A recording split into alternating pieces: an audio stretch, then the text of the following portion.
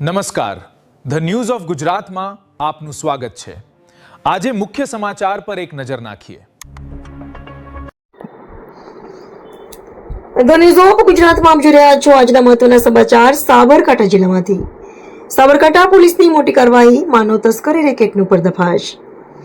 સાબરકાંઠા જિલ્લામાં માનવ તસ્કરીના ગંભીર ગુનાની તપાસમાં એન્ટી હ્યુમન ટ્રાફિકિંગ યુનિટ અને સોજીને મોટી સફળતા મળી છે।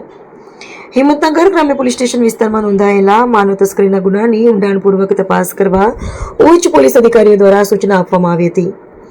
આ સૂચનાના આધારે એચટીયુના ઇન્ચાર્જ પોલીસ ઇન્સ્પેક્ટર એમ વાળાની રાબરી હેઠળ એસઓજી અને એચટીયુની અલગ અલગ ટીમો બનાવી આરોપીઓની તપાસ હાથ ધરવામાં આવી હતી।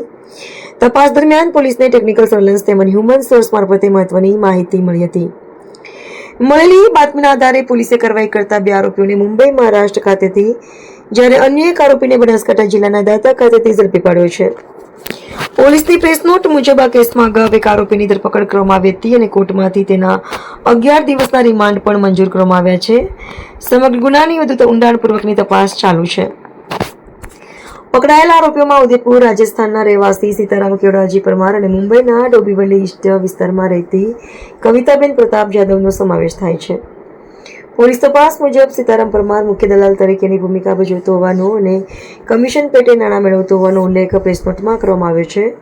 તેમજ મુંબઈ ખાતે બાળકોને વેચાણ કરવાની કામગીરી સાથે પણ તેની સંડોવણી દર્શાવવામાં આવી છે। બીજી તરફ કવિતાબેન પ્રતાપ જાદવ પર આરોપી દેવીલાલ ગમાર તથા સીતારામ પરમાર મારફતે બાળકો મેળવી રેકેટિંગ એજન્ટ તરીકેની ભૂમિકા ભજવી બાળકોને અન્ય વ્યક્તિને વેચાણ આપવાની કામગીરી કરવાનો આરોપ છે।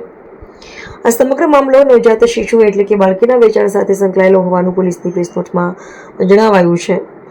માનવ તસ્કરી જેવા ગંભીર ગુનામાં સાબરકાંઠા એચટીયુ અને એસઓજીની સંયુક્ત ટીમ દ્વારા કરવામાં આવેલી આ કાર્યવાહી બાદ હવે પોલીસ દ્વારા રેકેટ સાથે સંકળાયેલા અન્ય લોકો અને સમગ્ર નેટવર્ક સુધી પહોંચવા માટે તપાસ આગળ ધપાવવામાં આવી રહી છે।